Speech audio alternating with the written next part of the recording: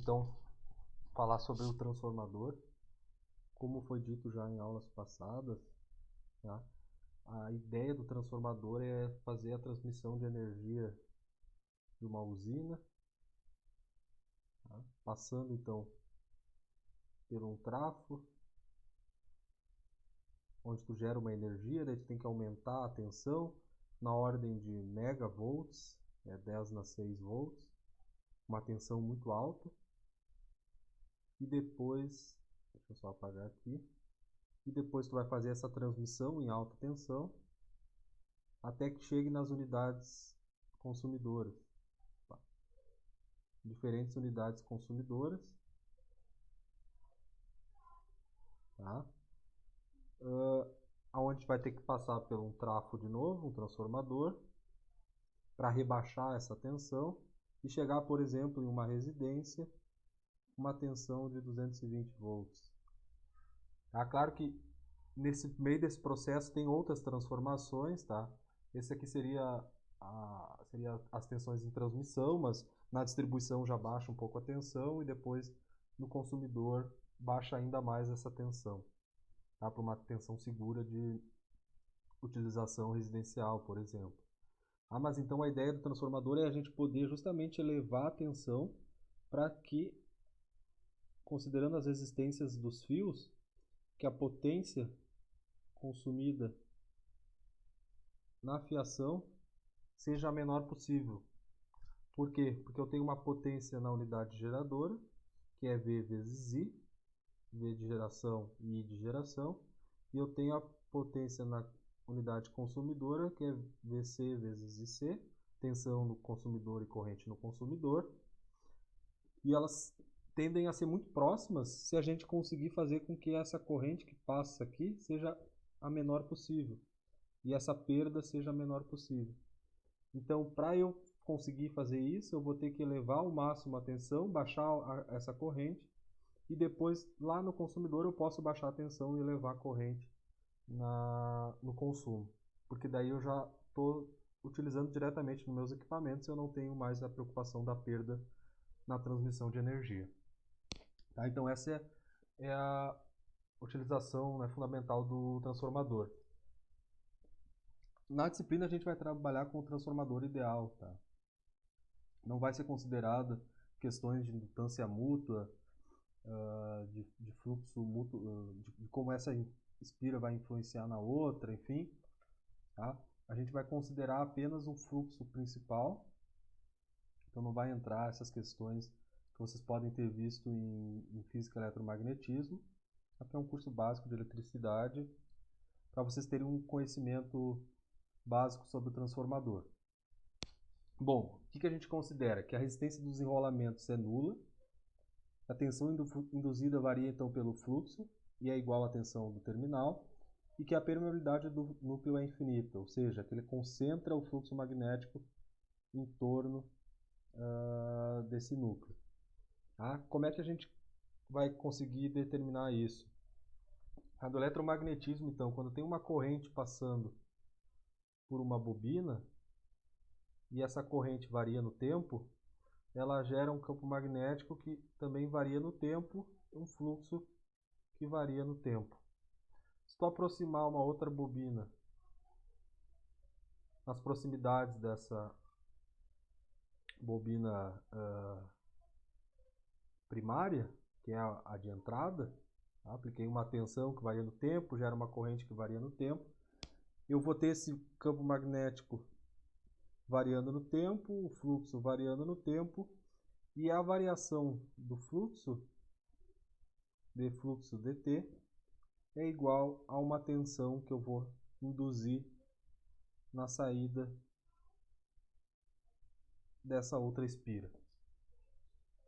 Tá? E se eu aumentar o número de espiras, se eu fizer um número maior de enrolamentos, espiras são fios enrolados, a tensão induzida ela vai ser o fluxo concatenado, ou seja, o número de espiras, N, de fluxo dt.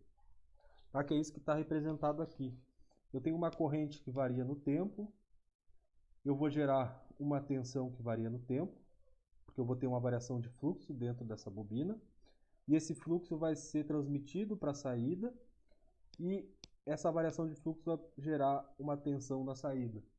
Só que a tensão de entrada e de saída, elas possuem o mesmo fluxo magnético, porque o fluxo na entrada é igual na saída, considerando que não há perdas, só que o número de espiras é distinto. N2 na saída é diferente de N1 da entrada, ou pode ser igual. Se for igual, eu isolando aqui os fluxos, igualando as equações, eu tenho que V1 sobre V2 é igual a N1 sobre N2. Se for igual, a tensão na saída vai ser igual à tensão na entrada. Se o número de espiras na saída for, por exemplo, 10 vezes maior do que na entrada, a tensão na saída vai ser 10 vezes maior do que na entrada. Certo? Então eu consigo transformar essa energia. Eu vou ter uma determinada tensão, aumentando o número de espiras na saída, eu aumento a tensão na saída. Só que no transformador ideal não há perdas. Então a potência na entrada é muito próxima é igual à potência na saída. E na realidade é isso que é muito próximo, tá? Isso no transformador real também é o que ocorre. Não é exatamente igual, tem um pouco de perdas, mas as potências na entrada e na saída são muito próximas. Ou seja, a potência na entrada, que é V1 e 1, vai ser igual a V2 e 2. Então, dessa equação aqui, se eu tirar V1 sobre V2 igual a I2 sobre I1, eu tenho essa forma que eu destaquei em amarelo. I1 sobre I2 igual a V2 sobre V1, que é N2 sobre N1. Tá? Esse N2 sobre N1 eu vou chamar de alfa, tá? Só para facilitar a análise, ela aparece bastante, que é o número de espiras no secundário em relação ao número de espiras no primário, na saída e na entrada. Ou seja, se eu tiver 10 vezes mais espira na saída do que na entrada, a minha tensão vai ser 10 vezes maior, mas como eu mantenho a mesma potência, a corrente na entrada vai ser 10 vezes menor, tá? O que faz sentido. Aqui a gente tem então essas equações, tá? Mostrando que eu posso calcular calcular V1 a partir de V2, apenas conhecendo o número de espiras, e vice-versa, assim como eu posso calcular as correntes sabendo a corrente na entrada sabendo da saída e a da saída sabendo na entrada, e o número de espiras tanto no primário como no secundário. Primário é a entrada, secundário é a saída. Tá? Esse aqui é o símbolo do transformador. Desenha as bobinas, o núcleo, bobina de saída e os pontos mostrando aonde entra a corrente e sai a corrente, entra no primário e sai no secundário. Tem uma questão que é a reflexão de impedâncias, tá? Tem essas equações aqui. Eu vou simplificar isso um pouco, tá? Que é essa questão aqui, ó. Digamos que eu aplique uma tensão no primário, certo? E eu tenho uma carga no secundário, sei lá, Z2. E aqui saindo a minha corrente 2, V2, V1. Qual que vai ser a impedância que vai ser vista pelo primário por conta do secundário? Como que eu sei isso? Então, a impedância na entrada, ou seja, a relação entre tensão e corrente, por definição, vai ser o fasor da tensão e o fasor da corrente. Só que o fasor da tensão V1 eu posso escrever como sendo N1 sobre N2 V2, que é o está sendo feito aqui, tá? Nesse caso aqui. Já a corrente 1 eu consigo escrever como N2 sobre N1 e 2. Ou seja, no primário, tá? O que eu vejo, tá? Vai ser V2 sobre I2, só que daí N1 sobre N2. Opa, deixa eu apagar aqui. N1 sobre N2 ao quadrado.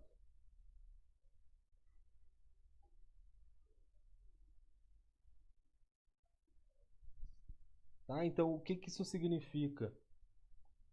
Que isso aqui, esse V2 sobre I2, eu posso considerar como sendo a impedância Z2, que é, por definição, a relação entre tensão e a corrente na saída. Então, no primário, essa impedância Z2, ela vai ser igual a N1 sobre N2 ao quadrado vezes Z2. Tá? Então, ela vai ter o efeito de produzir no primário essa reflexão de impedância. Porque a tensão no primário e a corrente no primário dependem da tensão e da corrente no secundário. Então, quando eu coloco uma carga aqui, eu mudo essa corrente, mudo essa tensão, vai mudar a corrente que está sendo consumida aqui também. Tá? Muda a tensão? Não, muda a corrente, e se eu mudo essa corrente, eu mudo essa corrente também. Tá? Então, acaba mudando a impedância equivalente vista no primário. Tá? Isso vai ficar claro agora nos exemplos. Tá? Por exemplo, no circuito da figura abaixo, N1 igual a 1000 e N2 igual a 100. Tá? V1 igual a 100. Agora vamos calcular então qual é a corrente na entrada, a corrente na saída e a tensão na saída e também as potências. Tá? Então, a relação N2 sobre N1, que eu chamei de alfa, desculpa, tá de espirrar. Ela é igual a 100 dividido por 1000, 0,1. O que significa que V2... Hoje está dando esse problema aqui. O que significa, então, se vocês voltarem ali no slide anterior, que V2 sobre V1 é igual a alfa, significa, então, que o V2 vai ser igual a 100 vezes 0,1, vai ser igual a 10 volts. Tá? Já a corrente I2, o que ela vai ser? Eu tenho 10 volts sobre um resistor de 100 ohms. Então, I2 é igual a 10 dividido por 100, que é igual a 0,1 ampere. Então, na saída, eu tenho 10 vezes 0,1, eu tenho 1 watt na saída. Agora, na entrada, eu posso usar aquela relação, tá? Que I1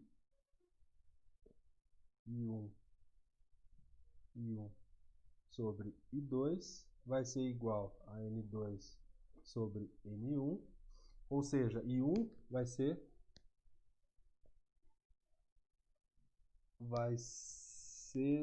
aqui vai dar I1 sobre I2 igual a N2 sobre N1, então N2 sobre N1 é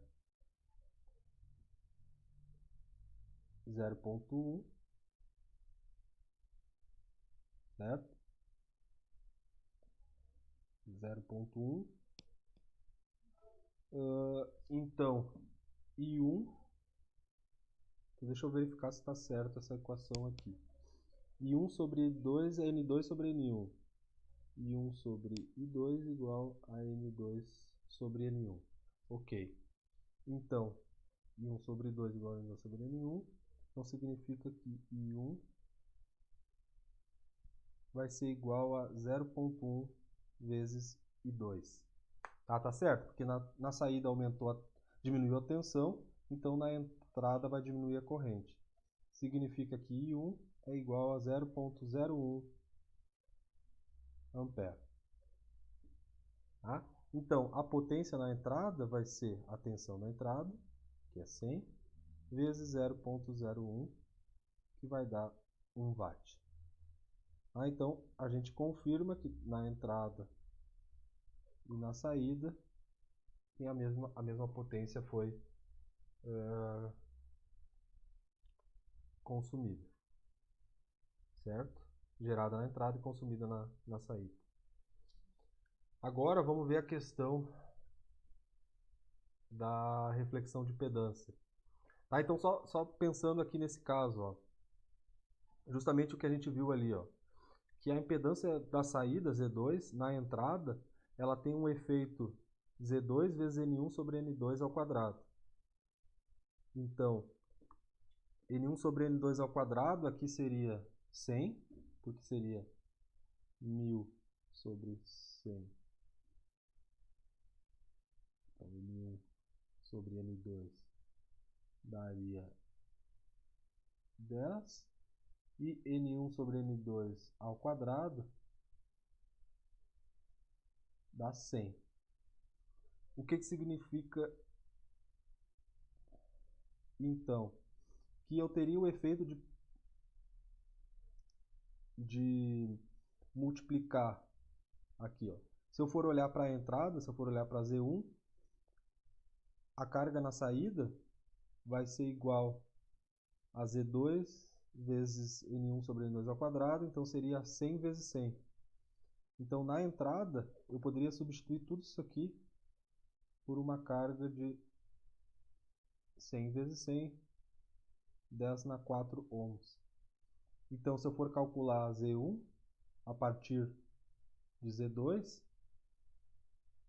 eu tenho 100 dividido por 10 na 4, que é 0,01. Então seria outra maneira. Opa, Z1 aqui seria. Z1, exatamente. Não, deixa eu pensar. Se eu fosse calcular I1 a partir dessa impedância refletida, I1, seria 100 dividido por 10 na 4, que dá o 0,01. Então, para que serve a reflexão de impedância? É outra maneira de tu calcular a corrente que vai passar aqui a partir da carga que está sendo consumida na saída. Tá? Isso vai nos ajudar na análise desse circuito aqui. Tá? Porque aqui, ó, a tensão V1 não é a mesma da entrada. Tá? Não é a mesma tensão da entrada. Então fica um pouco mais complicado de calcular as relações de V1 para V2, porque não é exatamente essa tensão de 120. Tá? Então o que a gente vai fazer? Vai fazer a reflexão de impedância, passar essa impedância para a entrada, passar o efeito dessa impedância para a entrada e simplificar a análise colocando aqui esse resistor de 20. Tá? Só que vezes o quê? Vezes N1 sobre N2 ao quadrado. Aqui eu dei a relação que N1 sobre N2 vai ser igual a 1 meio. Ou seja, aqui na entrada eu vou ter 20 dividido por, multiplicando por 1 meio ao quadrado. Então é 20 dividido por 4, que dá 5 ohms. Tá? 5 ohms então.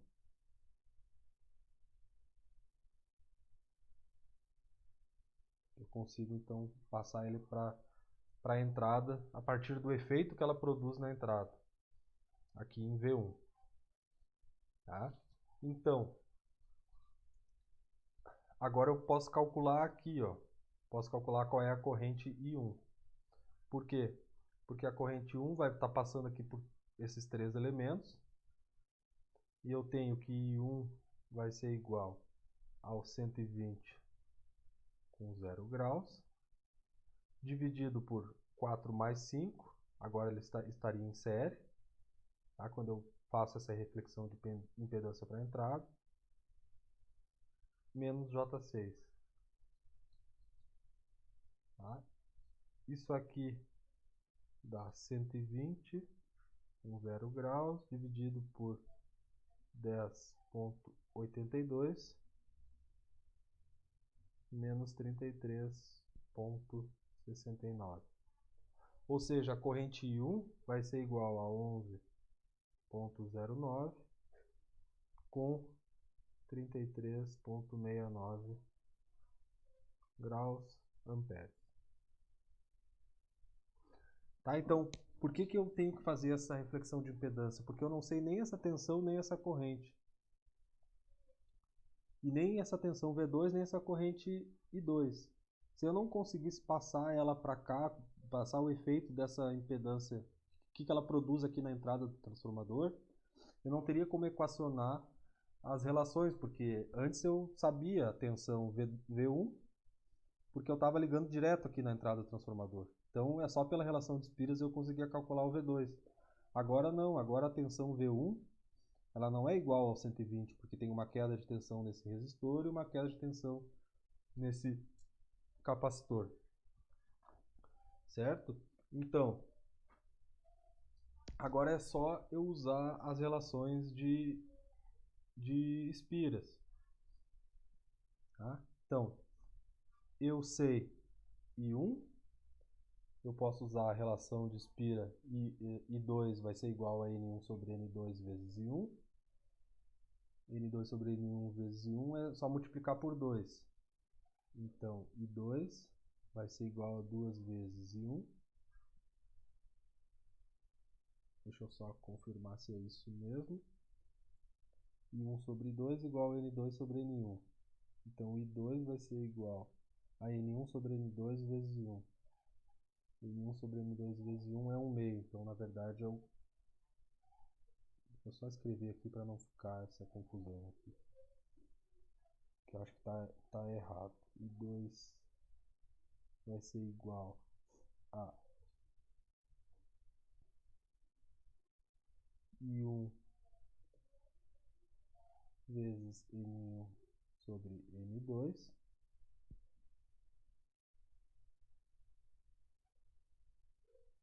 Certo? Então, N1 sobre N2 é igual a 1 meio. 1 meio vezes 1 vai ser esse valor aqui dividido por 2. Que dá 5,5, 5,54 com 33,69 graus amperes. A tensão VO vai ser igual a I2 vezes 20. De novo, deu assim. I2 vezes 20, que vai ser 110,9 com a mesma fase, 33,69 graus. Tá?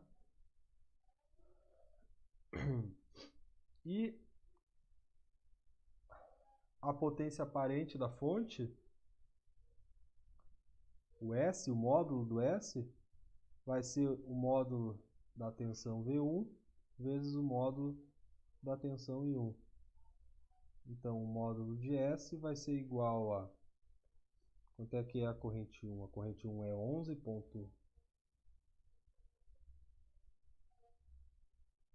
Deixa eu só confirmar se é isso mesmo. Ela é 11,09 e a tensão na entrada é 120. 120 vezes 11,09.